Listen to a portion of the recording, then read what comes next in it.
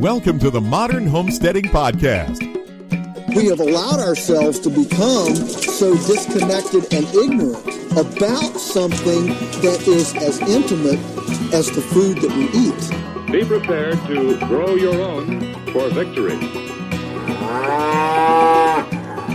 God said, I need somebody strong enough to clear trees and heave bales, yet gentle enough to yean lambs and wean pigs and tend the pink-foamed pullets who will stop his mower for an hour to splint the broken leg of a meadowlark.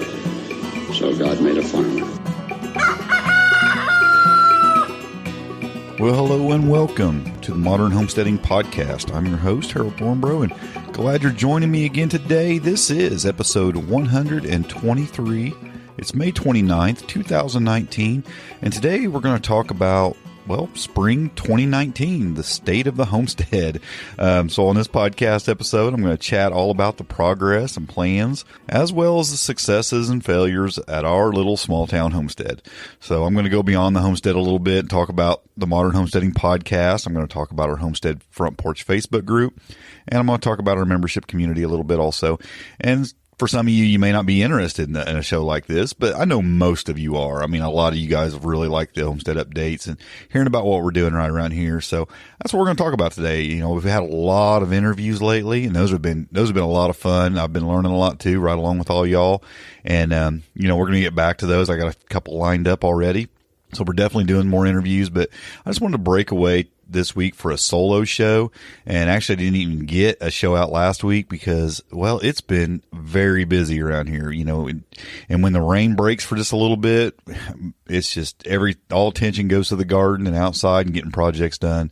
And I don't really want to stop for anything else. So it's been a little bit tough to get in on the computer and get some stuff done for the podcast and the website and other things. But it's going well. And, you know, I feel like we're finally at a point now where I can talk a little bit about some of the progress we've made and some of the things that are going on. So without further delay, let's just jump right into it. Let's talk about the garden. And, you know, the first thing I always think of when I think of the garden is soil preparation. We've been building the soil here for a few years now. And I've done a video back real early in the spring of how good the soil is in my raised beds this year. I mean, I can just take my arm and just shove my arm clear down into the soil, and it's so soft and so loose. And, you know, I really didn't have to do much to it this year. I just kind of raked it smooth and planted some plants in it. I really didn't do anything. I've been adding some comfrey. I mean, I didn't even add manure or anything. I put compost on it back in the fall, and I didn't even compost it this spring. It was doing so well, and it looked so rich that I just kind of left it alone. I did, like I said, after I planted some plants, I've been doing some chop and drop comfrey to the soil around the plants and stuff, but really, that's it this year. So soil preparation has gone well, and I feel like we're in a really good place on that. Even in the parts where I'm planting directly in the ground up along the side of my house and stuff, that soil's looking really good. Now I did a wood chip type thing there. I mean, I actually covered that in wood chips, and I kept raking it back to plant in, and the wood chips have done a lot for that soil because that was a little bit more compacted up alongside of my house, and I wanted to do something. I didn't really want to till. The very first year I tilled it, but I didn't want to keep tilling it. So I did the wood chip thing and just added a couple, probably about 4 inches of wood chips to it. And it's done a lot of good for that. And most of them wood chips have turned into soil at this point. I haven't added any more. Don't know if I'm going to or not. I mean, I might.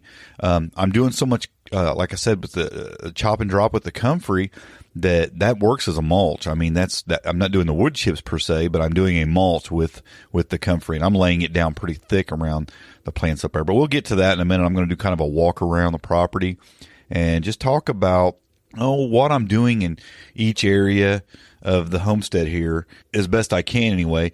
I'm sitting here at my computer, so I'm going to try to do like a mental kind of walkthrough from the property, and we'll just see, what I've got going on each area. I'm sure I'll forget a few things here and there, but just kind of an overview of what the property's looking like, how each section is doing, and kind of what we're doing there. So as we kind of walk through our front gate, of course, around the front of the house, it's more ornamental. We have hostas, which are edible, but we have hostas up in the front, but we also have some other flowers and plants and some hanging baskets and things like that. And we kind of keep the front of the house more ornamental, and it looks nice, and my wife likes that. That's her little area, and she kind of dresses that up.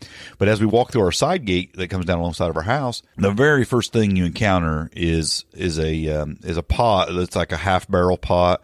And in that, I've got something we just purchased this year, which was teddy bear sunflowers. And those aren't growing really fast. They're kind of slow growing. I thought maybe they'd shoot right up like a full size sunflower does. These are a little bit smaller. I think they get about, 12 to 16 inches tall, I think is what the packet said. But right now they're about 3 inches tall, and the leaves are getting pretty wide on them. But they've had a little bit of bug pressure on them as well. I've seen some holes in the leaves. So that's something I'm kind of excited to see grow. Hopefully they mature and they flower and they look nice. But right behind that, we have the strawberry patch. Strawberry patch is already producing ripe strawberries. I picked a whole bowl just yesterday and posted a picture on Instagram. And my grandson already had a strawberry out of it a couple days ago. So yeah, it's producing some good strawberries already. And then I'll just go ahead and work down alongside the house here, and then we'll go to the other side along the fence. Down along that side, I'm really trying to turn that area into more of a perennial area. Now we are planting some annuals there, but I'm just wanting to establish a solid row of perennials all along the side of the house. Just because it's not the most convenient area for me to work on. I just don't go up in that section as much as I go into the backyard. So I just want stuff that's a little bit more carefree, doesn't require me going in there every day and putting hands on things and picking things and whatnot. But, it is a productive area. Lots of sunshine. It gets the most sun of anywhere on the property. So it's just been a great place for perennials. Matter of fact, we've had to do something about so much sun in that area, and I'll talk about that in a minute. But working on down right behind the strawberries, of course, which are perennial, I have some rose bushes, and those are growing well. Those were actually planted there before the strawberries were planted there. They're right up against the house, kind of growing up against the house, and they're already have some really nice flowers on them this year, looking really nice. And I love flowers. Space as small as mine, you'd think I wouldn't waste a lot of energy on flowers, but I like the flowers. They really do a lot to add to the property, and they draw in pollinators. And, I just enjoy looking at them. It's nice to stroll around the garden and not just see your vegetables, but also see a few flowers. And as we move on down, though, we come to a couple blueberry bushes. I actually moved a couple. As I've talked about before, we removed 2 beds out of the backyard to put up a swing set this year. And, I had to kind of move some stuff around. At the ends of those beds, though, I had blueberries. I had a blueberry bush at the end of each bed, and I also had comfrey, which I also moved, which we're hoping we moved anyway. I'm pretty sure we'll be okay because the kids are so active in that area. They'd probably keep anything stomped down that tried to grow anyway, but keep it compacted pretty good. But I moved the 2 blueberry bushes right to that area. So they're right there. And then right along the front of all these perennials, though, we are putting some annuals. I'm working in, I put in some rainbow chard along that area. Squash. I have butternut squash and yellow crookneck squash in that area. So we're kind of working that in the bigger spots, putting the rainbow chard in between those things, kind of fill in the spaces. And even a few turnips are going in that area, which will do nice to help even continue to break up that soil. So we have a lot, of annuals right along the front of all the perennials, but the perennials I'm putting closer to the house in the back because they're taller generally, and we're keeping the shorter, lower stuff in the front, the annuals that I'm going to be picking from more often. Now, as we move on down, I added a couple things into that section. Also, I added a couple of currant bushes, two different varieties, a black currant and a red currant in that area also. And those are already growing really well. I got those as bare root from Stark Brothers, and they're doing really well. I was actually amazed at how quickly they took off, putting off leaves really, really fast. So those look really good. I think they're going to be great.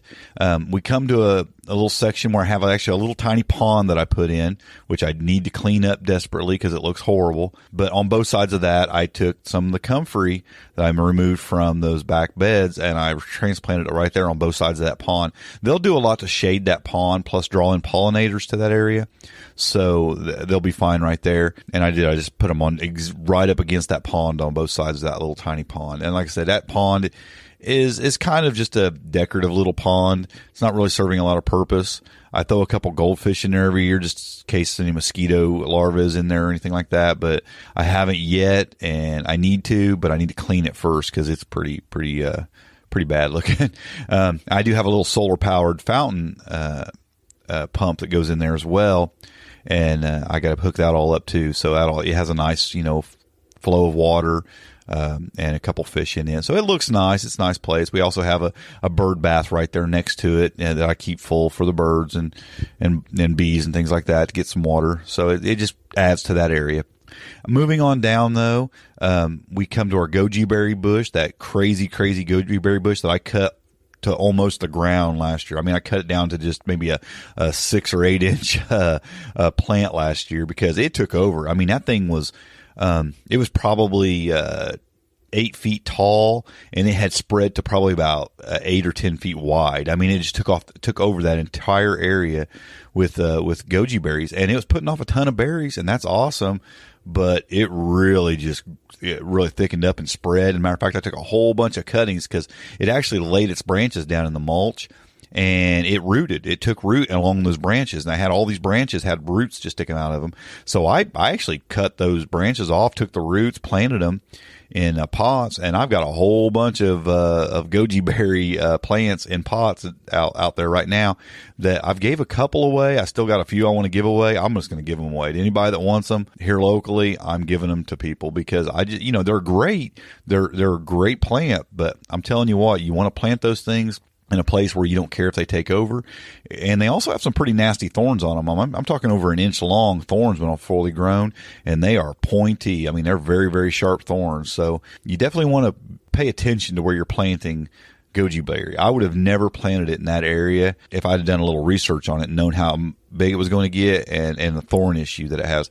But my plan is just to keep that thing really cut back to maybe just a couple feet wide and 2 or 3 feet tall. I'm going to really keep it cut back. I don't even know if it'll fruit real well keeping it that size, but I can't let it take over either, because also just right down from that I've added 2 elderberry bushes, 2 different varieties there. I'm trying to think what those 2 varieties are. Adams and Johns, I believe, are the 2 I added there, and they're doing really well too. I purchased those from Stark Brothers also, bare root. They're growing very well also. So I'm very, very pleased with the bare root bushes that I received from Stark Brothers. So I'm going to go ahead and just recommend them if you want something. I don't know, as far as year round, what kind of quality you'll get later in the year, but for early spring, buying bare root plants from them has worked out really, really well. Now, traditionally in this area, I've added I've put in tomatoes and things like that and grew them up here in the front as well. I'm not doing that this year. Like I said, I'm trying to just work all the way down through there and put more perennials.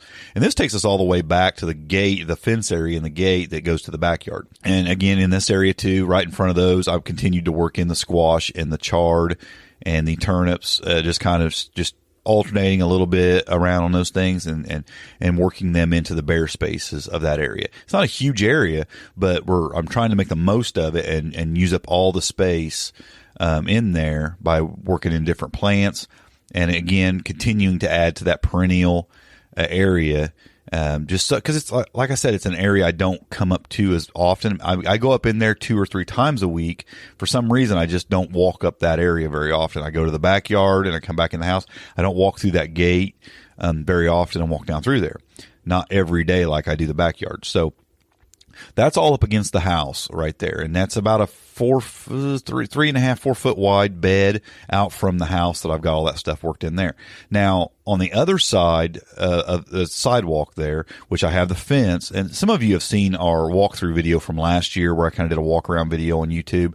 You can go back and look at that. I've changed it quite a bit actually since that video, but it gives you an idea of the layout of our property. We have a ranch style fence that goes down along the whole side of our property right there, and I've put in a gravel sidewalk all the way through there that kind of turns and twists all the way through the back of the property, and then I've trails cut off that into our little lot here. But right along that fence, I have the sidewalk. Well, right up against that fence, I've also got trees planted. I have right when you walk through the very front gate to the right, there is a cherry tree. That is the oldest tree on our property at the moment, and it we have yet to get a cherry from it.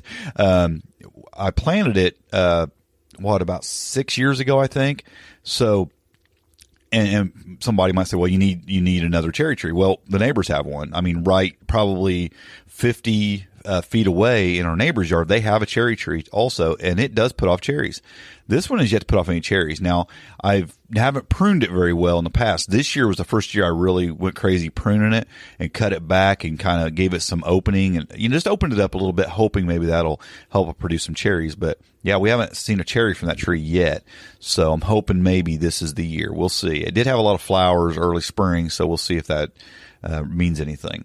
Walking on down though, I have the 3 pear trees that I put there a couple years ago, and those are doing really well. Now I'm going to keep those at about 12 feet tall. So I heavily pruned those this year, cut them way down. They had got up around 14 feet, and the branches were getting a little crazy, but I cut everything down, kind of rounded everything, kept them at 12 feet. And again, I don't want them getting super high, but they were a necessary part of that area because there was too much sun getting on that. That is the south side of my house, and the sun was just beating that little garden right along the house to death. So putting those trees there, and I spaced them out to where it doesn't block all the sunlight, but it gives that area breaks from the sunlight throughout the day. It's close enough to the house to where the sun kind of goes through them leaves up against, and down to the ground level at the house, and it just works perfect. It's a nice little sunscreen, but just periodically. You have these, where maybe there's an hour of sunlight between each tree getting to the ground level up against the house. So it works really, really well. It's the way we've planted them, the way I've spaced them out has worked just perfect for that. But I don't want them getting crazy, crazy tall either, because as those pear trees start to produce, I want to be able to harvest from them easily. And I just don't want really big, giant trees there. It's a lot right along the house. They were an actual semi-dwarf variety, but they rose to 14 feet pretty quick, and I don't know how tall they would have got if I just let them go, but I'm going to keep them at about 12 feet and I'm going to keep them all the same height and keep them looking nice and in a row, and they just look good. They're nice looking trees right there. Now, on the sidewalk, the gravel goes, I actually built boxes around those trees, and the sidewalk actually, the gravel goes all the way to the fence for that sidewalk.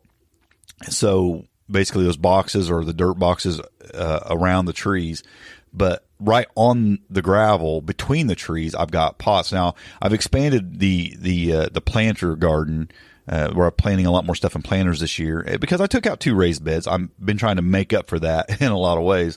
So I'm actually got peppers in pretty good sized pots down through there. I think I've got 4 bell peppers along that fence right there. So between the trees. So that's going to work out really well. They seem to be doing really well. They look like they're thriving. These are probably, I think these are 5-gallon pots. So 5 or 6 gallons. They're pretty good size. They're pretty good sized pots. But they look like they're doing really well. Peppers do pretty good in pots here. I've grown them in pots before in the past. They seem to do pretty good, better than the tomatoes. I've grown tomatoes in pots as well because I considered putting tomatoes back there again.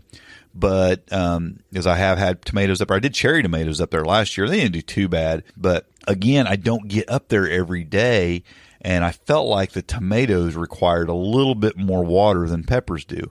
Peppers can, so if we have like a little dry spell and I only get up there every couple days to water, the peppers I think will do a lot better than the tomatoes did. Especially the cherry tomatoes. They seem like they dried out quite a bit, when we go without rain for a few days. So that's what I'm doing up through there around those trees. Some of you have maybe seen that I have comfrey around those trees. Again, that's good for chop and drop around the trees. It's what I use to chop and drop in the garden across from it and keep that soil really, really healthy. So there's comfrey around those trees. Well, 2 of those trees have comfrey around them. I actually did that as an experiment. I left one without comfrey and 2 with, because I wanted to see if there would be a growing difference in those trees. And to be honest, I thought I might see, but I haven't really seen. But I do chop and drop, so I chop and drop around the other tree, even though I'm not growing the comfrey right next to the tree. So it doesn't create that living mulch around that tree, but I mulch it quite heavily with the comfrey leaves. So it's probably the same benefit for that tree as the other 2, even though I don't have the comfrey planter. I think I will plant a couple there though, just because I like what it does in the fall. It kind of lays over and dies in its pile I let it get kind of tall right before winter, and it'll just kind of lay down and die, and it creates this dead mulch around the tree. Kind of looks almost like a wood chip pile would be up against a tree, around a tree. Only this was just a living plant that died off and mulched. Basically just creates an insulation and a mulch around the tree, and it works really, really well. And I did that last year, and all that died to the ground. I mean, it all went away, and it came back this year, and it's a living mulch that, in my opinion, looks better than wood chips and has a lot more benefits. So some of you may have seen pictures of that I've posted before in the past. It works really, really well. Eventually I'll probably do that to all the trees I have on the property. I'll either do hostas or comfrey. Hostas work well for that as well. They die back, come back, and you don't have to worry about mulching anything. You don't have to worry about like pulling grass or pulling weeds or even mowing up around trees. You have that living mulch around it that just takes care of all that for you and comes back every year, and you don't have to worry about it. So it's something I think works really, really well around the trees. That's pretty much all I have up in that area. I guess up in by the cherry tree, I do have another blueberry bush that's doing horrible. That thing just is not doing well at all. I actually have some mint. That box actually has some mint growing in it as well. Not sure if that was a great idea. It hasn't really spread out of that box yet, but I could see it doing that at some point out into my yard, because right there on the other side, there's not much of a border. There's just a 2x4 border keeping it from the yard, which, as you know, doesn't keep it from the yard at all, really. It can just root right underneath that and start spreading through the yard. So it hasn't become a problem, and it's been there 2 years, I think. So it's no big deal, I guess, if it does, but it probably wasn't the best idea for mint. Okay, let's go through the gate into the backyard. And right off the bat, I have an herb garden. We have planter boxes all up against the fence. Now, I kept those herbs alive all winter long in the greenhouse, and I just moved the boxes back out there. That's where I've kept them for the last couple of years, right along that fence. What works well for that being an herb garden is right outside our back door. We walk through our back door, our deck's right there, and then right to our right is our little herb garden. So it's basically a kitchen herb garden. So everything's right there. I mean, you're 10, 12 steps from the kitchen to the herb garden. So you can pick some herbs if you want, bring them in the kitchen, cook with them, and have fresh herbs right there just a few steps away from the kitchen. So we like that. That's why those are all right there. And they do really, really well right there in pots. They're the long tray type pots, not real deep, maybe 6-8 inches deep. And they're growing really well. They've been in there for a couple of years, and they're doing fine. And like I said, I just moved them to the greenhouse, kept them going all winter, and they're doing great. Going on back, we have our first apple tree. That apple tree is doing pretty good. I think we had maybe 4 or 5 apples on it last year, but I think this will be the 3rd year for that tree. So it produced a couple apples, and I don't really want it producing a lot when it's no bigger than it is, but it grew quite a bit. The limbs got a lot thicker this year, so if it puts off a few more this year, that'd be great. Around the base of that tree, I also have a box around that tree. The gravel sidewalk continues. I have a wood box around that tree as well for the soil. And underneath that tree now, I did kind of something a little experimental last year. I didn't plant comfrey there, but a lot of plantain started growing there. So I just kind of let that plantain go to seed and spread throughout that box. So there's some plantain working almost like hostas in there. It's kind of, plantain's got the wider leaves, or this kind does. There's a couple of different kinds of plantain, but this kind is the wide leaf plantain, and it just spread all through that box. And it worked a lot like the comfrey or a hosta would. It just spread around that tree, and it created a ground cover. And that's nice because, of course, is edible. It's edible for the livestock. It's actually medicinal. So it's nice having that right there out the back door as well. For medicinal reasons, we use that. So, I mean, it's really good for like bug bites and bee stings and things like that. So we like having some plantain right there.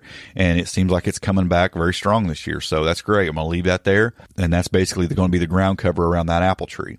Now, on back, take a few more steps. And if you look to the left there, we actually have an apple tree that I planted in the deck. Okay, on the back side, we have our gazebo that covers our main deck. But then if you step off of that deck, we have another deck area that's kind of outside the gazebo. And in that, I actually cut a hole in the corner of the deck and planted an apple tree in there a couple of years ago. And that thing's doing really good as well. It's the tallest apple tree I've got. I can't remember the variety on that at the moment. I've got this stuff written down somewhere, but that one grew really tall for some reason. It's a really tall, when I say really tall, it's it grew faster than the others. I'm keeping it a little short. I mean, again, I'm probably not going to let that one get over about 12 foot tall. I think I cut it at 12 feet this year when I pruned all the trees. But it grew faster than all the others for some reason. And it's doing really well right through the deck. Like I said, I boxed it in, put a little frame around it, coming right up through the deck. And it's doing really, really good. And I like it there. It's just, it creates a nice little, I don't know, it just looks good there. And it may create a mess later, but right now I like it there. Now, on the gazebo, I'm considering doing something right along the edge. We have, that sidewalk's it's pretty wide right there, probably 4 feet wide right there. And so there's a lot of space there that's unnecessary. But I thought about putting boxes along the side of the gazebo. Now, I don't want to do the whole side because we step off on that side a lot. But I thought about just on the two ends by the posts, creating some boxes and actually attaching some trellis there of some kind, maybe just some lattice, maybe like some 2-foot lattice on each corner there, and a couple small boxes, and growing something vining up along the trellis right there. It would create a little bit more of a shade because that would be on the south side of the gazebo, and it would help shade off a little bit inside the gazebo even more, and it would give us a little bit more growing space. I mean, you could do something as simple as green beans there if you wanted to. So I haven't done that yet, but that's something I might do and try to grow something that'll climb up right there. Something I could take, it's clean out easily, or even take the trellis down later if I didn't like it or don't want to keep it there through the winter. But I thought that might be a nice touch. Now, that gazebo does have curtains that I can close and even a screen that you can close, so I'd have to figure out a way so it didn't mess with that. It would have to be on the outside of that. I have to look at it a little bit closer. It's just something I've been kind of kicking around in my mind. I've been trying to really maximize the growing spaces in other areas because I did take out 2 raised beds this year. I've been trying to kind of add to the garden in other ways to make up for that. But I've already made up for it, as you'll hear in a few minutes. But I'm trying to even add more to the property. Now, we kind of do like a little walk around right there. It kind of walks around the deck. The sidewalk moves around the deck. So we're just going to follow that sidewalk. But off to the right, all the way down the fence line, again, there's blackberries and raspberries all the way down that fence line. That's something, I didn't take those out. I did cut them way back, even though I put the playground right there for the kids. It's right there in that area, right off the deck. I left the blueberries and raspberries down through there. Or, the blackberries and raspberries down through there. And now, the raspberries do have thorns, but they're such a small thorn, I don't really worry about it. I mean, the kids go over there and pick raspberries off of it, and they don't get into the thorns really that bad or anything. It doesn't really scratch them or anything. They're such small thorns. The blackberry variety I have are thornless, so I don't worry about that for the kids. But yeah, all the way down through there, I left all that, just raspberries and blackberries all the way down that fence row. So let's just work back around. Of course, the playground's right there to the rise where we kind of do like a little zigzag around the deck. So there's really nothing right there. I took out everything. There was blueberries. There was the 2 raised beds. All that was right there. But as you walk forward, come around the corner there, looking straight ahead is the pond. Now, right next to the pond, of course, there's a big bush that I can't remember what it is. It's not an edible bush, but it creates a shade for the pond. Looks nice. Then we have a comfrey plant there that I use for some chop and drop because there's a long bed right there. Now, last year what I grew in that long bed was, I don't remember. I had some onions in there. And I had, what else did I have in there? I can't remember what I had in there last year. I had some romaine lettuce in there last year. And this year I swapped it up. I left one big giant onion in there, two giant onions in there to go to flower, because if you leave them over to the next year, they'll flower and create the seeds, and I'll collect the seeds from them. They were doing really well, so I just left them in there over the winter, and they have already come back and are already growing starting to grow a seed head of flower. So I'm glad I left those right in the middle. They're dead center in that bed. It's a long bed, like a narrow and long bed. But I transplanted some okra in there. I had some growing in the greenhouse. I transplanted it in there. Well, we had so much rain that it killed that okra. I don't know. It just wouldn't stop raining for several days, and that okra just started getting worse and worse and worse, started yellowing, and it just finally died. So I actually planted okra from seed in there again. I started it over, and it's just starting to sprout. Hopefully it does okay in that bed. I don't know if there was further issues other than just the rain, but there was an issue there. It killed all the okra. But I'd like to have okra there. It'll be nice and tall right there. The bed isn't real tall. It's only like a 12-inch tall bed. But with some okra growing in there, it'll be a really tall area. It'll create like this, I don't know, almost like a tunnel effect along that walkway, because you'll have the real tall okra on one side of you. So I thought that'd be kind of a cool place for it. But then when we come to the end of that bed, you have the greenhouse. So actually, right in front of the greenhouse, I built another bed, and it's about a 2 foot. Well, we have our deck that's in front, but just on the front of the deck, I built like a 2 foot wide bed right there.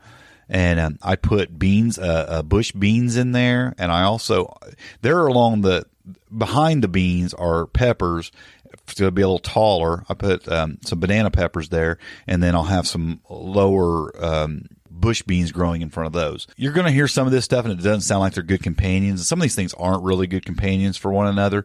But I don't really have a lot of issues with that. I grow so much in tight quarters that pretty much anything I grow anywhere is kind of working as a companion plant in this place, because everything's so close to everything here. So I just work things in and experiment. You'll hear some things aren't great companions, but in the end, it doesn't affect things a ton. There's some things I won't grow next to some things, and some things I do, or I'll try, even though it might say it's not the best companion.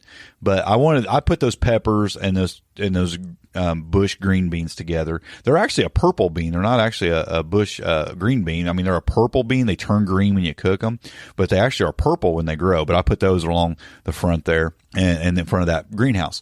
In the greenhouse, we'll be growing tomatoes and peppers. I did a video about that last week where I was prepping the beds, getting the beds ready. I removed the shelving, but the framework for the shelving serves like tomato cages, really. And I planted, I planted 3 tomatoes, beefsteak tomatoes in there, and 2 banana peppers and 1 jalapeno pepper in the greenhouse. That's all that's in there. It's going to be growing in there this year. So I didn't want to overdo it this year and stuff it full, because it gets a little out of control in there. But yeah, I've got that going in there right now. But I also have my brooder in there right now for the quail. I'll talk about that in a minute when we get to livestock. But I have the brooder sitting in there right now also for the quail I have that I hatched here a couple weeks ago. Okay, back outside the greenhouse, along the side of the greenhouse, we have a little bed there. That's all flowers this year. That's tulips and some more of those teddy bear sunflowers. And I think that's it in that area right now. So it's just all flowers along the outside of that raised bed this year. I grow some things there. I've grown lots of food there in the past, but this year I just put all flowers along there. I thought it'd look nice along the greenhouse. So I went all flowers right there. Now we came to our left. We have our 2 raised beds I left. We had the 4 pallet raised beds. I left 2 of them, and they're packed full. They have all kinds of stuff in them. I did put a trellis over the 2 beds this year. I kind of created this arch trellis from one bed to the other bed, and I'm walking green beans. I have some of these Chinese long beans that I'm growing up over those. But I'm also trying something a little experimental too. I kind of grew those to the inside of the trellis a little bit, and then on the very outside corners of the trellis, I planted beefsteak tomatoes. And what I'm going to try to do is I'm going to try to prune those tomatoes in such a way that I'm going to try to do one long main stem and vine it up along the outer side, and on the outside of that trellis, on the edge of it, and keep them tied up all the way to the points on both sides. I started at both ends, and I'm going to try to. So basically, I'm going to walk the tomatoes up on the edge of the trellis, try to prune it that way, and have tomatoes all on the edge of the trellis, and then green beans on the inside of the trellis, all growing the rest of the fence area. So it's basically just a cattle panel that I made an arch out of. And like I said, one edge of it will be tomatoes. Hopefully I can prune it in such a way that it does that, and then the green beans, all the rest of it. So, or the Chinese long beans. So that'll be pretty neat if it works out well, I think. And again, this is toward the north side of the bed, so it's not really shading anything out or anything, because I'm using the rest of the bed for other things. So I've got, at the far end of that bed, I have some cauliflower and broccoli. I've also, and that's on the one half of the bed. But on the other side of the bed, I have beets and some radishes. So radishes are already about done. I'm getting ready to go out there and pick a bunch of those probably this week. And the beets are growing really well too. So that's the rest of that bed is all that. Move to the other bed though, and I have a couple more tomato plants. And then I have, and that's beefsteak, and I think I have a Cherokee purple in there as well. And then the rest of that bed, I have some romaine lettuce in the middle, and then at the very end I have onions. So and those are doing really good. I actually started those from seed back in January, and they are really, really big already. So they're going to be some nice big onions out of that bed. If I move on closer to the back of the property, there's a couple beds back there. Again, another hoop trellis that comes up all out of one bed, and it actually goes over the exiting gate of the back of my property, and I'm walking cucumbers up that. The rain has also caused me a lot of problems with cucumbers. I thought I was going to have to replant those from seed, but they seem to be coming back. At least 2 of those cucumber plants seem to be coming back. I had 3 there. 2 of them look like they're coming back. So I might just plant 1 more from seed and see if it'll catch up. But so that's on the edge of that bed to go up the trellis over the exit gate from the backyard. And then in the front of that bed, I also have some cabbage. I put cabbage all on the other side of that bed. So I think there's 4 heads of cabbage there. Now, when I go against the fence on the other side there's another little bed there, and I have 2 tomatoes there. I have another Cherokee purple and a large cherry tomato there. I also have a whole bunch of pots sitting in this area because I have potted up a bunch of tomatoes. That's where the goji berry, some comfrey. I don't know, there's probably about 40 pots, gallon pots of plants there that I've been selling some, giving some away, just all kinds of stuff with them. So I have a lot of potted plants out there right now. On the other side, though, we have our grape arbor.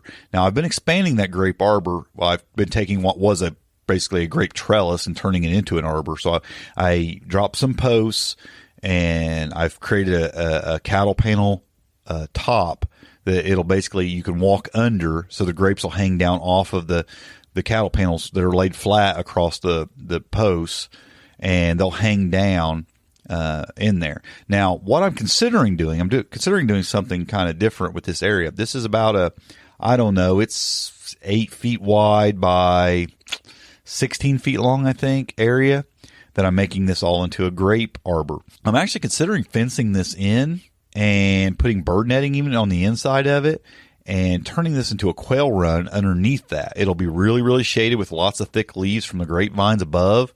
And I just think it might make a really cool area to put a bunch of quail in, put me a little door on it to get in and out of there. And you'll have the grapes hanging down. I'll have the quail running underneath.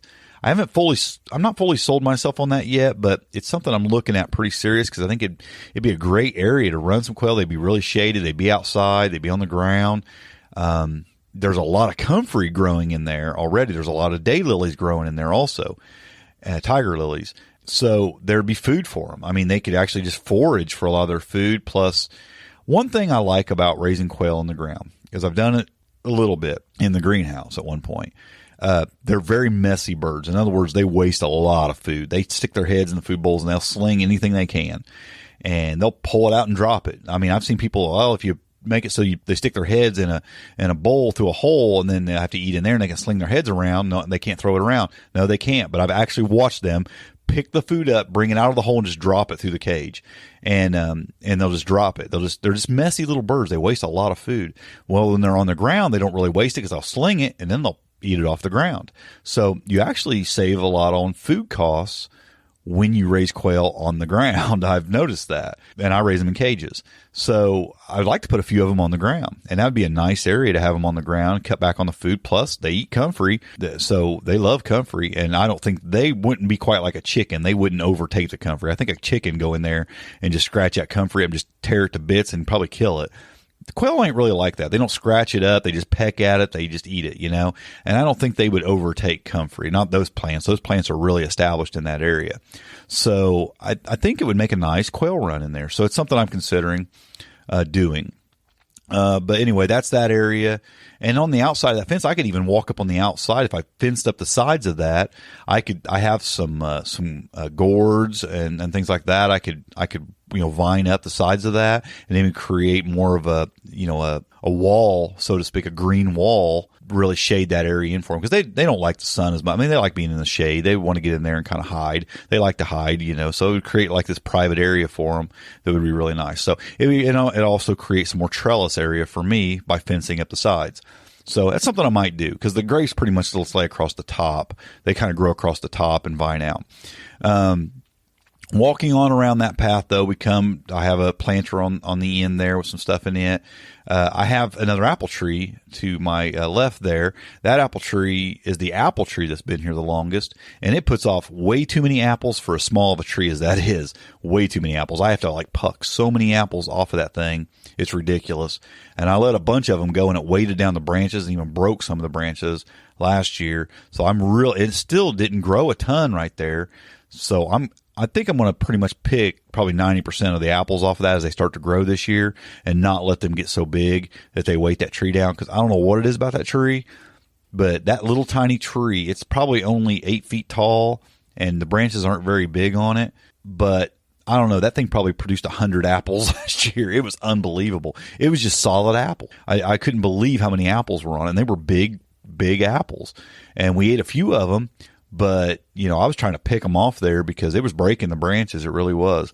So, yeah, that's something I'm going to control. On both sides of that tree, though, I have little beds that I have. One of them I have nothing in yet, and I need to get something in that. I don't know, maybe a squash plant or something, because they're not real big beds. They're like 2x2 beds. They're just little tiny beds on both sides of that tree. Just something, probably a single plant in each one. Now, the one along the edge does have some Kentucky Wonder pole beans along in it, because there's another trellis right there over a pathway. That pathway goes from my animal shed to the pond. It's a kind of a meandering, curvy path that goes up to the bridge that goes over my pond area. So I actually have a trellis I just built over that. I just got that built over the weekend. Finally, I had one there last year. I just used a cattle panel arch over that, but this year I actually built a wooden trellis over that. So got that done. So I'm going to just work Kentucky Wonder pole beans up over that. That'll look nice. To my right at this point is our livestock shed we walked through to go into our little livestock area where I keep the quail and the rabbits. There's a mulberry tree right there too. So, that mulberry tree has never produced, it's produced just a handful of mulberries. I keep it pretty thick with leaves because I use the leaves to actually feed the rabbits and the quail a lot of those mulberry leaves, because especially the rabbits love mulberry leaves. So, that's what that tree is basically there for. I keep it cut about 10 foot tall, and it's really bushy. It's basically like a mulberry bush. It's so thick with leaves. And I think that's probably why it doesn't produce a lot of berries, because I just keep it so thick. The way I prune it for leaves keeps it really, really thick, like bush-like. And I need the leaves more than I need the berries for the rabbits there. So anyway, we walk down through that path underneath the trellis, and I have two more trellises. They're like trellis boxes with lattice on the back sides of them. And in both of those areas right now I have peas, but I just planted some more beans in those trellises, and as the peas die off, those beans ought to just start coming into their own, and they'll start taking over on the trellis where the peas are dying. So both of those have beans in them. They're not Kentucky Wonder. I can't remember what the variety is on that. But they're a better bean. I like them better because they don't have string. They're not stringy beans like the Kentucky Wonder are. The Kentucky Wonder beans I find are fine if you pick them young. You let them get very big at all though, and they get extremely stringy, and you just don't even want to eat them. You can't get the strings out of them. They're just horrible. If you pick them really young, they're good and tender though, and they don't have the string problem. So you have to stay on top of those. But these other ones, I let them get a pretty good size, and we never had a problem with the string. I can't remember the variety, but they were really, really good. But both of those trellises have that. Last year, I grew sunflowers all the way down along that fence line. There's a chain link fence on that side of the house between the neighbor's house and ours, and I grew sunflowers all the way down through there. I didn't do that this year. I'm just going to leave that open. The trellis is pretty good there. We have the mulberry tree. We have the two trellises there, and at the very end of those trellises, this year I planted a plum tree. And it looks like it's doing really, really well. I just planted that, probably 6-8 weeks ago, and it's doing really good. So that's going to create a nice shady, it's going to create a nice privacy screen, I guess, along that fence area from our neighbor's yard with all those things there. Now, something I added this year, as we walk down that trail to the left, I put a bed in right there also, another raised bed. And in that raised bed, I've got kale and collards growing. So it's a nice long bed. I think it's 8 feet long by like 2 foot wide. So I just kind of, it's just a long, thin bed. and a narrow bed, and just another place to grow a few things. Like I said, I'm trying to make up for me taking those two other raised beds, those two larger raised beds out. So I'm starting to just drop things everywhere. If we follow the trail on back, it goes towards the bridge. Now, here's where I did something different. If you look at this point further to the left is our greenhouse, and the greenhouse has a deck on the front of it. Now, the only access to that deck without walking through the grass was off of the gravel sidewalk. Well, what I did is I came off of that deck with another mulch trail. I crossed the trail I'm on right now walking down towards our bridge, and I took it over to an area on the shady side of our house, on the north side of our house, where I just put in the wine cap mushroom bed. So that trail goes back to there along that side of the house, and that mushroom bed's right there, which is a mulch bed. And then on the other side of that, I moved our rhubarb, which used to be on the south side of the house. I moved rhubarb over to there, and it's already doing much better. There's a rhubarb bed back there and the wine cap mushroom bed back there. So that trail cuts across there off of the deck. Now, as we kind of continue around all on this trail, there's comfrey and some other perennials and things along that trail. We come to our deck, we walk over the deck, we come to the bridge. The bridge leads over the pond. Now, I'm reworking the pond this year. I cleaned it up the other day. I bought a new pump for it, a really high output pump for it. And I used to have a small waterfall that came down, it runs down a little creek bed that comes along the back side of the house I put in. So I'm redoing all that. So I got to pull that bridge out temporarily, relay new liner down for the riverbed. I'm widening it, making it better. I got an actual waterfall piece that attaches to the end of there that will dump out over a bunch of rocks, and we'll create a really nice fast flowing waterfall that'll run down through that riverbed and into our little pond. So it'll be really nice. Now, all that doesn't have anything to do with really homesteading. That's just more of just our enjoyment of our backyard. We really love it's right there, because as you cross the bridge, you're right back onto our deck. All that just comes right off our deck onto that little bridge. So that's just a nice little hangout area. We love it right there. There's a lot of stuff growing in there, but it's hostas and some flowers and just a lot of greenery and stuff. Just really pretty stuff in there. Now, I would like to work in some edible stuff in that area, but right now it's just kind of our enjoyable hangout area. We just have to grab a couple lawn chairs, watch the koi swim around. We got koi and goldfish in there and a turtle in there, and they swim around and hang out and have a lot of fun, and we like to watch it. So it's just a cool little hangout area. So that's really the kind of the walk around of the backyard. I'm sure I forgot a few things, but that's where we're at. Now, if we go through the back gate, that's where the aquaponics tank is. The aquaponics tank is doing really well this year, but I needed a lot more fish, and it's already got cucumbers growing in it. It's got cabbage growing in it, which is doing great. The cabbage is just doing awesome in there. It's got mint, and it's got a tomato in there. So it's doing really good. I had mentioned that I had tilapia coming, though, and I actually canceled that order just yesterday because I haven't got them yet. They haven't shipped them yet, and I thought I was getting them a couple weeks ago, but they're just booked up on orders, and it's kind of a first-come, first-served thing, and I'm way down the line. And I sent them an email, and it sounded like it was going to be a while longer, so I just canceled the order, and we're just putting bluegill in it now. I was really hoping to go with the tilapia this year, but every week I wait on tilapia shortens that growing season for tilapia, because I would have to be harvesting those probably in October, because they're just not a cold weather fish. They would have to come out of there, and I'd have to just harvest them and put them in the freezer. Every week that I don't have them is a week less growing time on those fish. So it just wasn't going to work. I was getting nervous about it. I already felt like we have too short of a season for tilapia anyway here in Indiana. So I was kind of nervous about pulling the trigger on that and bringing in the tilapia. And it was just kind of so slow getting them that I just changed my mind. And so I canceled that order of tilapia and for a refund, and they didn't seem to have a problem with that. Maybe next year we'll try again, and I'll just try to order a little earlier. But right now, we're just stocking it with bluegill. A friend and me have been just kind of catching a few bluegill here and there and tossing a few bluegill in there. So we'll probably throw about 30 or so bluegill in that tank to feed that aquaponics system. It's been goldfish up to now, but I want a more useful fish in there. I want something I can harvest and eat. And bluegill are pretty dang hardy. So, I think even if went into the winter, with the heater in that. I keep it going all year. Those fish should be fine in there all through the winter. So I could even take another year, harvesting those next year, and they could be huge by then. So that's the aquaponics tank. Okay, let's talk livestock, because that was a lot. Well, let's talk about the compost production first. I have a kitchen compost system that some of you probably seen some pictures of. I put this new compost bin in my backyard. It's back by my garage. It's not right up against my house, but it's where our kitchen scraps are going. And we just wanted something more convenient. I have a bigger compost set up behind my garage, but it's just really convenient for kitchen scraps. I might have to walk clear out around the garage and to the back of the property, clear around, through the gate, around the back, and it was just kind of a hassle. And I found myself just dumping more and more stuff in the garbage disposal or the trash can because I just didn't feel like taking it out there. So what I did was we put a compost bin back there by the garage. Well, it's a nice, a commercial one.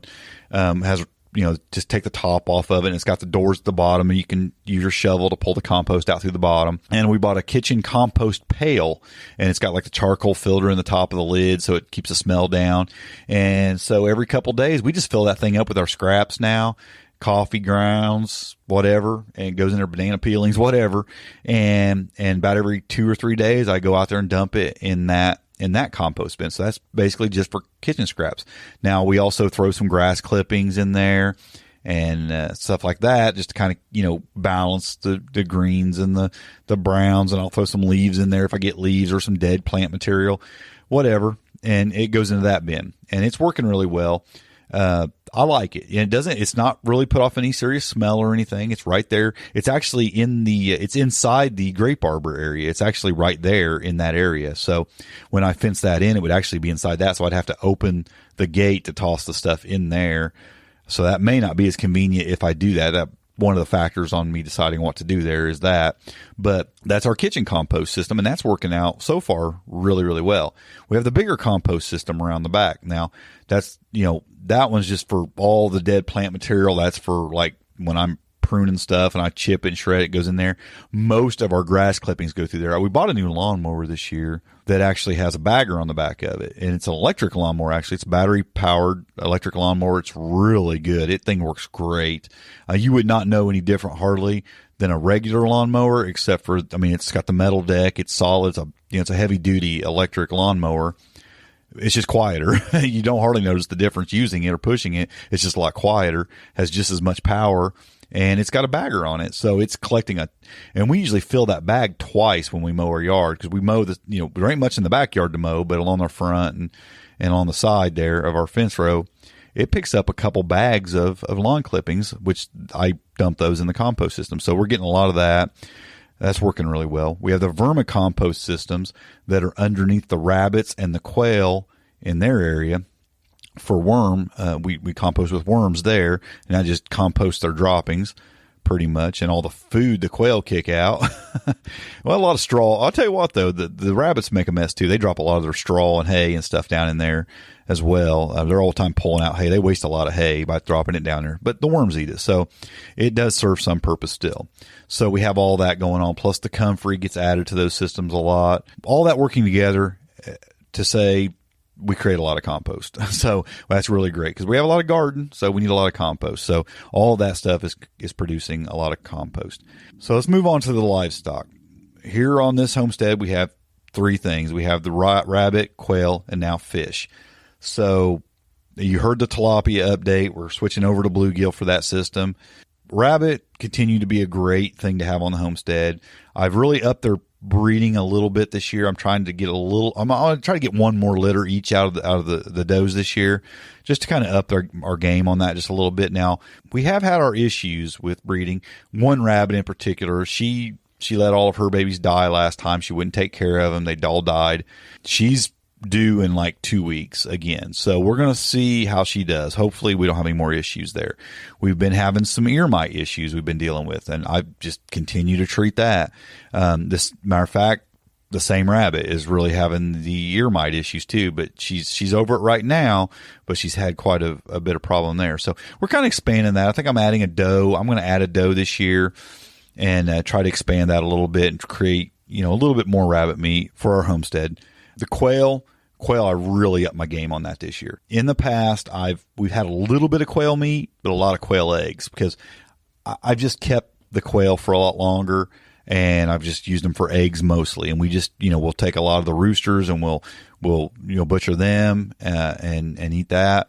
But I wanted a lot more quail meat, because when push comes to shove, if I have to pick between rabbit meat and quail meat, I will take quail meat every day. It's just so good. I love it. It's one of the best meats I've ever eaten. So we wanted to up our game on the quail a little bit. So what I've always done before now is I've always bought my quail from another homesteader, but they're about an hour away. So I would drive over there, once or twice a year and buy quail, baby quail from them. Bring them here, raise them, get the eggs, and we'd butcher a few and eventually butcher them all and then go get more. And I didn't want to do that anymore. So we actually purchased an incubator that will hold, and got the egg turner. It has the automatic egg turner in it, and it'll hold 120 quail eggs at a time. I don't want that many at a time, but I do want to keep it going. So I built the brooders. I've, got the incubator going. We've already hatched a bunch. Got a bunch more of eggs in there right now, and I just want this constant turnaround of quail for eggs and meat. So we're really expanding the quail operation this go around. And you know what? I even sold a few quail to a friend, so we were even selling a few. So we're doing some stuff there. We got some stuff going on there with the quail, really upping our game on that. And they're such an easy bird to raise. They're messy as all get out, but I'll tell you what. It's really good eggs, really good meat, super easy to raise. So I just think they're the perfect homestead bird, especially for an urban homesteader like me. They're really, really good. So that's kind of what's going on with the quail and the rabbits and even the fish. As far as our kitchen goes, the homestead, I've mentioned many times, the homestead isn't just out in the backyard. The homestead works right into the kitchen and into the house. And as far as the pantry goes, there's not a lot left in the pantry as far as canned goods from last year, but we do still have some green beans left and some beets and some pickles. And I think that's about all we have. We have some stuff in the freezer, I think, still. We're still munching on, but most everything, it's been canned as it's been eaten. So that's what we have left.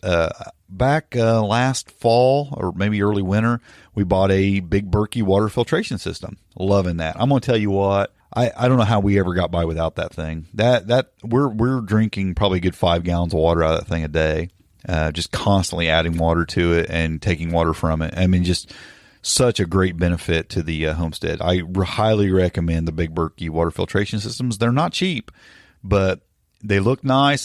We got the stainless steel one, so it looks nice in our kitchen. People say, "Oh, you can take the same filters and make one out of a 5-gallon bucket."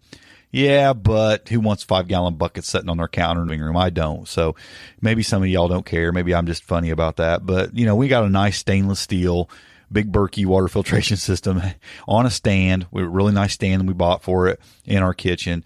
And we're using that thing every day like crazy. I love it. I really do. It's just, so that's my review of it. Get you one if you have the means to get one, because they're really, really nice. Something I wanted to talk a little bit about was pressure canning too. We have all the, we do a lot of canning. We've always done a lot of canning. We've done a lot of water bath canning. We do a lot of pressure canning. Something I bought last year, and I didn't talk a lot about it because there's so much controversy about it. And that is the Carry electric pressure canner, not a cooker. This is an actual pressure canner. It's built as a pressure canner. It's advertised as a pressure canner, not a cooker. But it's the first electric one I've seen that's actually advertised like that. But there are a lot of people who have really strong feelings about how you should not use an electric pressure canner. And that's always been the way it is in the past. A lot of people would try to pressure can with a electric pressure cooker. And that is definitely not recommended. You should not do that. But these things are designed to be a pressure canner. They are a pressure canner. We bought one last year. We used it last year to do a lot of our canning. And I just didn't want to come out and really talk a lot about it because it is such a controversial issue. So many people are against electric canners. They say you just can't get the right pressures. You can't do this. You can't do that. These things work perfectly. I'm telling you. The only downside to them is they don't hold as much. But when we want to do a lot of canning, we break out the big stuff and we do the canning the old way. But you know what? When you homestead the way I do on a small homestead, you get little bits of things. We get 4 jars of green beans at a time, or a couple jars of beets, and this thing will hold 4 quart jars, and it really works perfect. We'll do up 4 jars, throw them in there. You can set everything up, and it's all automatic. You don't have to watch anything. It just does it. And we had 0 failures. on anything, and everything worked perfect. And I just feel really good about it. Nothing was bad. Everything sealed good. And it just did perfect, and we went through a whole season of eating food that was canned with that thing. And we probably canned 70 or 80 jars with that. We did some canning the other way too. But with that, we did probably get 70 or 80 jars of stuff, and we had no failures. And everything did perfect. So I like it. Anything that makes homesteading a little bit easier, yet still, you can still benefit from having that food canned from your backyard that's healthy, but it makes it a little bit quicker and easier. I'm all for it. And it seems safe to me, and they would not advertise it as being safe and being a canner if there was any issues whatsoever. With today's liability issues, there's no way they would. So they've obviously had no issues with this thing as far as doing its job. And you know what? If you don't feel comfortable using it, don't use it. I feel comfortable using it. I actually like it, and anybody that would say I'm really scared of the old other style of pressure canners, these things work really, really nice. And I think in a lot of ways they're much safer because you really can't mess up. It just won't kick on if everything's not sealed up right. It will not build up pressure if it's not right. If something ain't right, it won't do it. And it really won't let you undo things when the pressure is built up. You have to let the pressure off. So, there's still a safety aspect to it. There's certain things you have to do. You have to open up this valve and do a few things, but so much safer, so much easier, and just so much less of a headache and mess in the kitchen when it comes to canning. You can just do small batches, set it up. I've just started at canning and went to bed, not even worried about it. It's that simple. Don't have to watch anything. So anyway, I just want to throw that out there. It's something I haven't mentioned, but we've been using it for several months with no issues. So, but I know there's a lot. Someone might even comment on this and say you shouldn't recommend that. But you know what? The reality is I haven't had any trouble with it. So there you go. We're always trying to improve our cooking from scratch, knowledge and skills also. So, that's something that's just a continually, building thing in the kitchen, continuing to learn more and practice more with herbal remedies. And, we're continuing to make a lot of our own household cleaners. So that's kind of what's going on in the house as far as the homestead goes.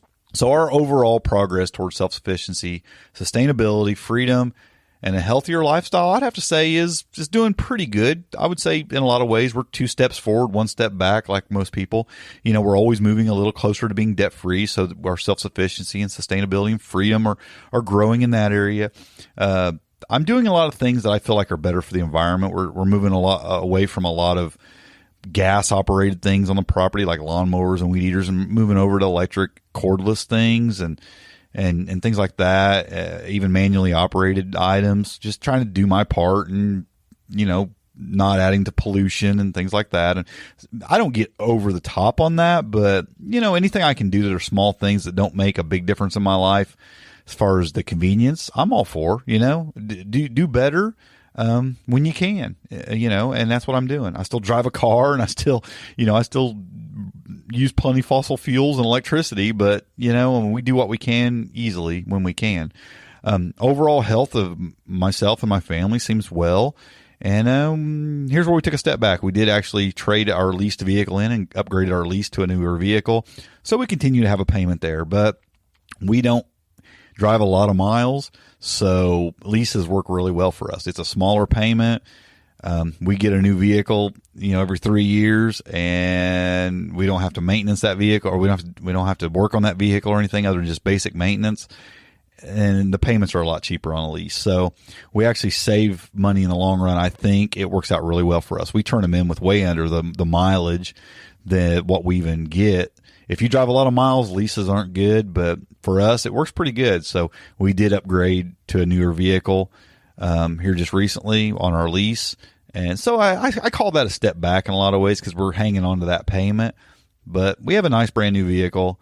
I still drive my old junky 91 Chevy pickup truck, and I'll continue to until it finally poops out on me completely, and then I'll probably get another old piece of junk and drive it till it poops out, because that's just how I do. But we like to keep one nice newer vehicle in case we need to take a longer trip, or we need something reliable. We just want something super reliable, and that works well for us. So that's kind of our step back with all the steps forward.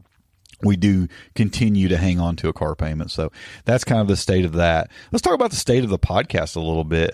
That's going really well. This episode's turning out to be kind of long, so some of you might have checked out, but the podcast is going really well. We've surpassed 1 million downloads a few weeks ago, as best as I can tell. It's kind of hard to tell because the stats are in one area, and then we have some stuff going in one area. It's just under 1 million, but then we have it playing in other areas that don't get it added into that stat. So best I can tell, a few weeks ago, maybe 6-8 weeks ago, we actually passed 1 million downloads, which I feel really, really good about. With only, this is episode 123. I mean, so there you go. If you want the show notes for this episode, go to smalltownhomestead.com/123. But in 123 episodes, we're over 1 million downloads. So I feel really good about that. Really, I think back about 121, I think we passed 1 million. So it's doing pretty good. We're averaging about 2,000 more listeners a week than just a few months ago last year. Like I think about November, December, we were, so many, and now we're up a couple thousand downloads over that from back then, just in a few months. Like 6 months later, we're doing that much better. So, it's doing really, really well. We're growing. As far as how the formats of the podcast, we're doing a lot of interviews lately, and I like that. And I'll continue to do a lot of interviews. We're going to, I'll still add and drop segments as I see fit. Sometimes I feel like they're working. Sometimes I don't. I do occasional solo shows like this and cover topics and information. I continue to do that. And you know what? My big thing is, though, I just decided I was going to have a lot more fun this year, and I'm having a lot more fun this year. I'm talking to a lot more people. I'm having a lot more fun with the podcast. It was more structured in the past, I think, how I was doing things, but I'm just trying to enjoy it a little bit more and have a little more fun with it. And I'm doing that, and getting to meet a lot of people, doing a lot of interviews, met a few authors and made a few friends. And, I like doing that. I like doing the interviews. And I really enjoyed our recipe segment as well, and we have one for you today. We'll talk about here in a minute. So that's pretty much what's going on with the podcast. It's just chugging along, doing its thing. I try to bring one every week. Sometimes it gets stretched out 2, or every once in a while even 3, but most weeks we're putting out a podcast. As far as the Homestead Front Porch Facebook group, we went over 22,000 members there a few weeks ago, which is pretty awesome. Added a few things there I wanted to tell you about in case you haven't noticed if you're in that group. We added something called units to the group where you can introduce yourself there. You can find links to join our newsletter. You can subscribe to the podcast there. You can join our membership community, which we'll talk about in a minute there. And also in there you can find all the past episodes of the podcast. There's links in there to all the podcast episodes and what they are. So you can go in there and just see kind of a directory of the podcast.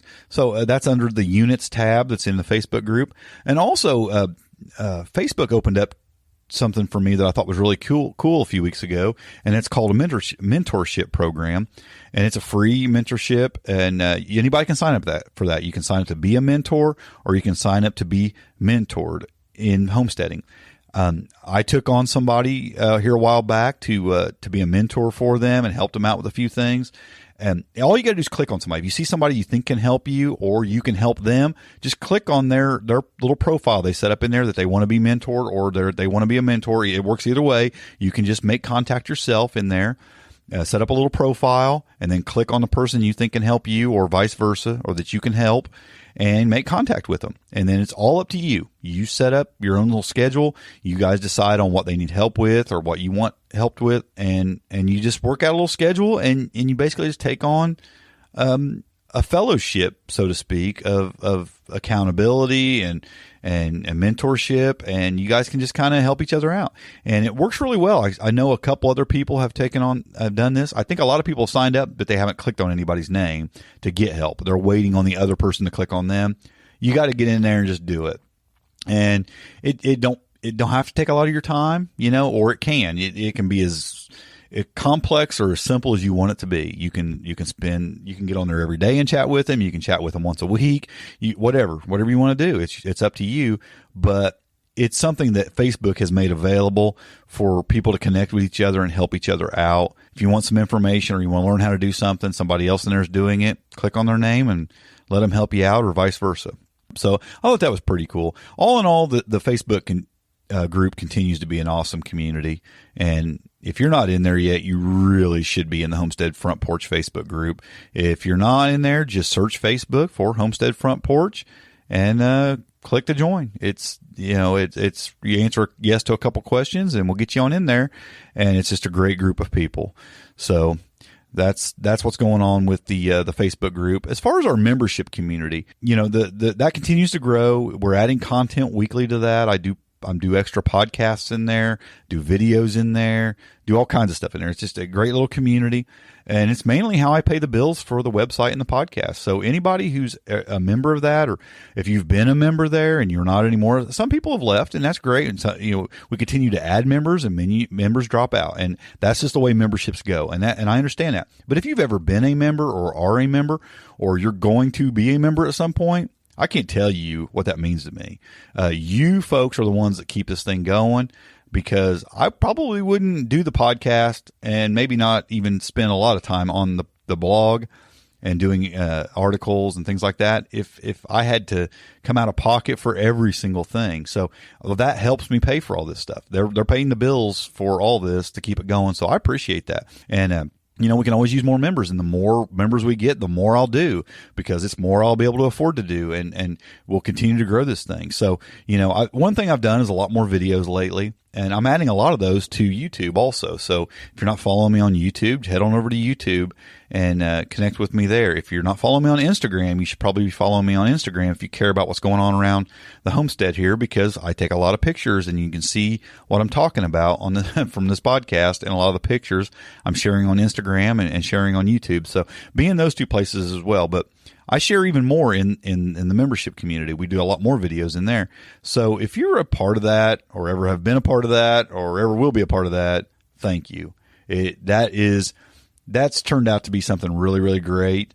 And like I said, the more members we get, the better that becomes, because the community forums get better in there. There just gets to be more interaction, and it gets better and better. I think we have 96 members in there right now. So, I'm thankful for every one of you. So, be a part of that if you want, and be a part of this thing and take it to another level. And I always appreciate anybody who joins that group. Let's just jump right into our homestead recipe of the week. We won't spend a lot of time here on the end. It's been kind of a long episode, but this week's recipe comes in from Katie, and it's for homemade cheese crackers. And it sounds like a great recipe, especially if you have some little kids. This could be just a way healthier way to have some cheese crackers and make them homemade, because everything from scratch is better and better for you. So take it away, Katie. Hi, my name is Katie Trujillo Acosta. A recipe I wanted to share today is for homemade cheesy crackers. I have a 2-year-old and a 5-month-old, and my 2-year-old loves these crackers. So it's just a nice way to kind of cut out some processed food for her diet. So what you do is you start with oat flour, and I never buy oat flour. I just put oats in my food processor. So you need 1 cup of oats, and it makes about a cup of oat flour. And then in the food processor, since you already have it out to make your oat flour, add in 1.5 cups of shredded cheddar cheese, add 4 tablespoons of solid coconut oil, and a teaspoon of salt. And then go ahead and food process that all together. And then once that's together, start slowly streaming in about 3 to 4 tablespoons of very cold water. I even use ice water for this. Then you should have kind of a dough that forms. Take the dough out of the food processor, make it into a ball, and wrap it in plastic wrap. If you don't use plastic wrap, you could use an airtight container, and put it in your fridge for about 30 minutes. You want to have your oven preheated to 350 during this time. And then take out the dough, roll it out thin, about 1/8 of an inch, and then just use a pizza cutter and cut it into squares. I make my squares about 1 inch, like 1 inch square. And then you can even poke them all over with a fork if you want them to look more like the processed crackers from the store. If you had some fun cookie cutters, you could do that. And cook them on, I use like a silicone sheet, but you could use parchment paper too, for about 20 minutes. I've even done them as little as 15 minutes. Just test them and see when they're crispy. And there you have it, homemade cheese crackers. Yeah, those sound really good and very simple to make. In my mind, cheese crackers always seemed a little bit more complicated than that. So you make it sound really, really easy. And, that sounds like something my grandkids would really enjoy. So we may have to whip up a batch of homemade cheese crackers for them. If you want to send in your favorite Homestead recipe, you can do that by just kicking open your phone and opening up your recording app. Most of them have like a voice recorder in them. You can do that, or you can sit down on a computer, either way. And just record your recipe. If you have one that is kind of a Homestead favorite for you and your family, and you'd like to share, just do that. Just sit down and you might just say, this is so-and-so. And if you have a Facebook page or Homestead name, you can say that. And a recipe I'd like to share is this, and let us have it. And try to keep your recording between 1 and 5 minutes. And listen, it doesn't have to be perfect. We love getting these recipes in, and we love playing them on the podcast, and it gives us some great ideas for taking all that great food from our gardens and our homesteads and making something great out of it. So keep them coming. We love getting the recipes. When you record that, just send it in to me at sthomestead@gmail.com. Just email that to me, and we'll get it loaded up on a podcast. So I hope you'll send those in.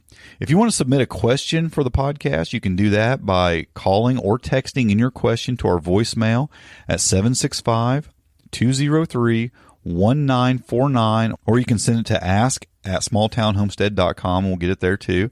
But I had a couple questions that came in. I'm not going to get to them this week because I don't want to drag this episode out any longer than what it already is. But yeah, we appreciate that. But we'll try to get those answered. And if you have a question, go ahead and send them in. We'll try to get to them on the podcast. Thank all of you for joining me today. I really appreciate it. I hope you care at all about what's going on around my homestead, and this was a little bit fascinating for you, or maybe gave you some ideas on what you could do around your homestead. But that's what we're doing on our little tiny homestead here at the Small Town Homestead, and I hope you're doing quite a bit on yours as well, and maybe it'll give you some ideas of things you can do even on a small property. So thanks for joining me today, folks. Remember, these the show notes can be found at smalltownhomestead.com/123 for 123. And appreciate you listening today. And until next time, happy homesteading and God bless. Thanks for listening. To see the show notes for this podcast or listen to other podcast episodes, go to smalltownhomestead.com. There you can also read our blog, connect with us on Facebook, Twitter, and Google+, and take advantage of the many resources we make available to help you along in your homesteading journey. Please share this podcast and help us to carry out our mission of helping others to homestead today for a better tomorrow.